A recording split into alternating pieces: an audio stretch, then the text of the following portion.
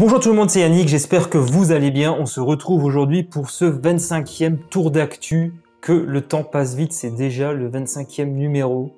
Ah ouais, quand même. Tout d'abord, je voulais vraiment vous remercier du soutien que vous m'apportez sur chacune de ces vidéos. Ça marche de mieux en mieux et j'en suis vraiment très satisfait. Et je sais que c'est à vous que je le dois. Donc merci de me soutenir, de continuer à me soutenir pour que cette chaîne évolue et que je puisse continuer donc toujours à vous proposer de plus en plus de contenu, notamment des tests. Je sais déjà que ces prochaines semaines, il y aura pas mal de choses dont je devrais vous parler aussi. Comme d'habitude, il s'est encore une fois passé beaucoup de choses et là pour le coup, ce numéro risque même d'être un peu plus long que d'habitude. Mais bon, après je me dis, c'est le week-end, je pourrais me reposer. Allez, on rentre tout de suite dans le vif du sujet. Hier soir, AMD a tenu une conférence qui a été diffusée en ligne pour présenter tous ces nouveaux joujoux. Et il y en a eu beaucoup. Vous n'êtes pas sans savoir que AMD rencontre un énorme succès depuis la sortie de ces gammes de processeurs Ryzen. Et visiblement, les choses risquent encore de beaucoup s'accélérer pour la firme qui a présenté donc ces nouveaux processeurs que je trouve particulièrement intéressants, du moins sur le papier. D'ailleurs, preuve en est du succès des processeurs Ryzen, on voit parfois certaines statistiques qui sont publiées par des grosses entreprises. Là, je pense notamment à Steam, qui il n'y a pas si longtemps dévoilé que le quart des personnes qui se sont connectées sur Steam disposaient d'un processeur AMD. C'est beaucoup puisque l'année dernière, à peu près à la même période, il n'y était que 17%. Et visiblement, cette tendance s'accélère de mois en mois. Il y a de plus en plus de gamers qui se tournent vers des processeurs Ryzen. D'ailleurs, à titre personnel, mon ordinateur est aussi équipé d'un processeur Ryzen, alors que j'ai toujours été un grand fan d'Intel. Mais l'année dernière, j'ai voulu changer d'ordinateur, j'ai vu le prix de leurs processeurs, je les ai comparés à ceux d'AMD et je trouvais que le delta était assez important. Puis moi, personnellement, j'en suis assez satisfait. On va rentrer dans le vif du sujet pour voir ce qui a été présenté hier soir. Donc AMD a dévoilé les processeurs Ryzen basés sur sa nouvelle architecture Zen 3, qualifié par la marque de meilleur processeur de gaming au monde. Vous noterez que c'est donc la génération 5000, on saute les 4000 qui restent donc réservés uniquement au marché du laptop. Ainsi, on a pu découvrir le Ryzen 5 5600X qui bénéficie de 6 cœurs cadencés à 3,7 GHz et pouvant monter jusqu'à 4,6 GHz avec un cache de 35 mégaoctets. Ce processeur sera disponible avec les autres à partir du 5 novembre 2020 et son prix sera de 299 $. Ensuite, je vais pas tous vous les passer en revue, mais il y a eu un processeur encore plus puissant qui a été annoncé, c'est le Ryzen 9 5900X qui lui bénéficie de 16 cœurs capable de monter en mode turbo à 4,9 GHz. Bénéficie également de 72 mégaoctets de cache et on peut s'attendre à un tiers de puissance supplémentaire par rapport au Ryzen 9 3950X. Ce processeur donc coûtera 799 $ et sera également disponible très prochainement. Je rappelle en passant que cette génération Zen 3 bénéficie d'une finesse de gravure de 7 nanomètres. Donc là, clairement, AMD met les petits plats dans les grands en proposant des processeurs à grande puissance, mais toujours avec un tarif qui reste visiblement assez contenu compte tenu des performances auxquelles on peut s'attendre avec cette nouvelle gamme de processeurs. Donc là, visiblement, niveau rapport qualité-prix, on est pas mal là quand même. Personnellement, moi, comme je vous l'ai dit, je suis utilisateur aussi d'un 3700X. Et je suis pleinement satisfait des performances auxquelles j'ai droit avec ce processeur. Donc j'imagine que la génération 5000 ne va pas non plus nous décevoir. En tout cas, je suis vraiment étonné de voir ce retour en force de AMD face à Intel. Enfin, je trouve quand même que c'est assez excitant ce qui est en train de se passer là dans le petit monde des processeurs. AMD est en train vraiment de tout chambouler. Je préfère garder la tête froide et attendre vraiment les premiers tests de tous ces processeurs qui ont été annoncés pour me faire mon propre avis. Ensuite, à la fin de la conférence, AMD a lâché également un autre petit missile en direction de Nvidia, cette fois en parlant des performances des futures cartes graphiques RX 6000. On le sait, elles seront présentées officiellement à partir du 28 octobre. Et là, on en sait un peu plus concernant certaines caractéristiques, notamment sur le fait que AMD promet de pouvoir jouer en 4K à 60 fps. On attendra en tout cas le 28 octobre pour connaître tous les détails de ces différentes cartes graphiques. J'ai également hâte de voir ce que nous réserve justement AMD à ce niveau-là. Si les performances seront également à la hauteur des Nvidia RTX série 3000. tout cas là j'ai l'impression que chez AMD ils sont en train de gonfler les muscles au maximum et ça j'ai envie de dire que ça fait du bien à la concurrence quand même. Après moi perso j'ai toujours préféré un peu l'écosystème Nvidia. J'attends de voir aussi ce qu'ils vont présenter au niveau logiciel surtout. On va maintenant quitter le monde du hardware pour revenir un petit peu d'abord dans le monde des télécoms. Je vous l'avais dit déjà il y a 2 jours, la Freebox Mini 4K quitte progressivement le catalogue de Free. Là, visiblement, il ne semble même plus possible d'y souscrire, selon ce que j'ai pu lire sur Internet.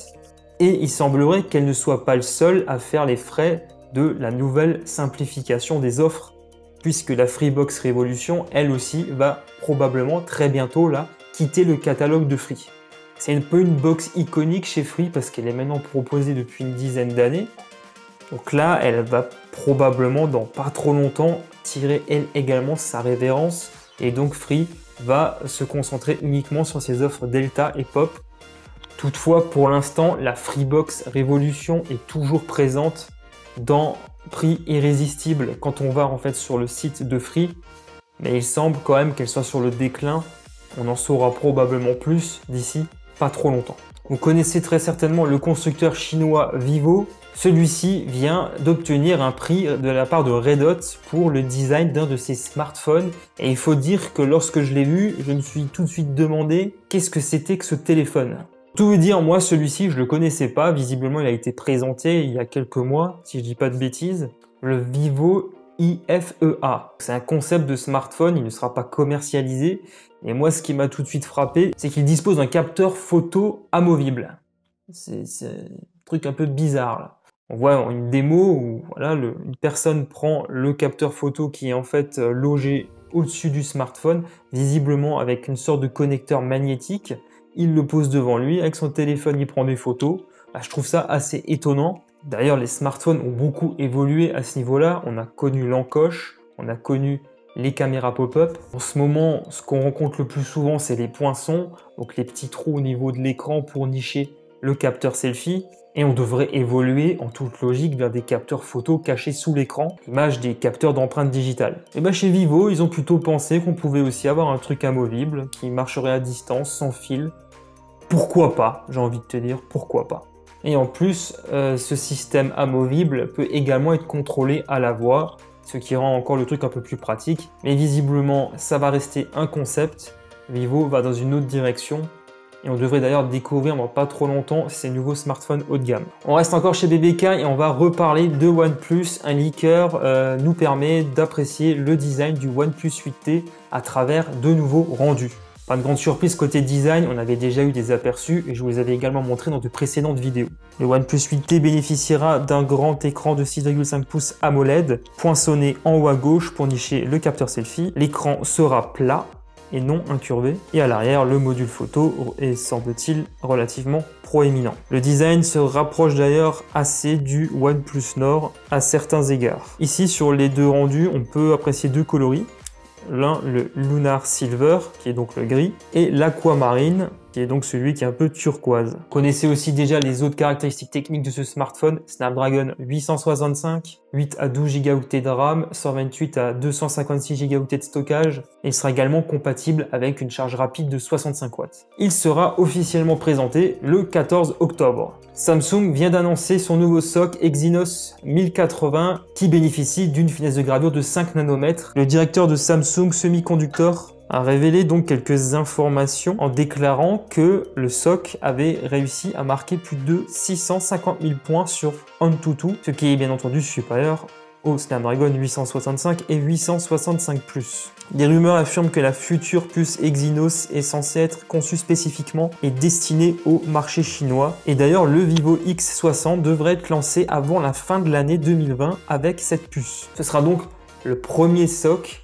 destiné donc à un smartphone Android à bénéficier donc d'une finesse de gravure de 5 nanomètres et d'une grande puissance, enfin du moins si l'on peut se fier aux propos donc de ce cadre de Samsung. Du côté de chez Qualcomm, on attend d'ailleurs de voir venir le Snapdragon 875 qui devrait d'ailleurs être présenté entre le 1er et le 2 décembre. Le célèbre leaker Ice Universe partage sur Twitter des screenshots montrant des résultats obtenus sur des benchmarks du processeur A14 embarqué dans les iPhone 12. Il serait 20% plus puissant que ceux embarqués dans les iPhone 11. On avait déjà eu par le passé des premiers retours sur la puissance obtenue avec ce nouveau processeur. Et là, donc, il semblerait que le gain de puissance soit un peu plus élevé que ce que nous avions pu observer il y a quelques semaines de ça. Les scores obtenus sont également supérieurs à ceux obtenus avec un smartphone propulsé par le Snapdragon 865+. Donc ce A14, finalement, il est quand même un peu plus puissant que ce qu'on avait imaginé il n'y a pas si longtemps. Et donc Geekbench nous permet d'avoir maintenant des résultats par rapport aux performances que l'on attend donc des prochains iPhone 12. Voilà, on arrive à présent à la fin de cette vidéo, j'espère qu'elle vous a plu. Si c'est le cas, merci beaucoup de me soutenir en lâchant un gros pouce en l'air et abonnez-vous à ma chaîne YouTube si ce n'est pas encore fait, en activant la petite cloche pour être prévenu de la publication de mes futures vidéos. Vous pouvez également me suivre sur les réseaux sociaux, les liens sont juste en bas dans la description. Pour ma part, je vous souhaite de passer un agréable week-end. Je vous retrouve lundi pour un nouveau tour d'actu. D'ici là, portez-vous bien. Allez, ciao tout le monde!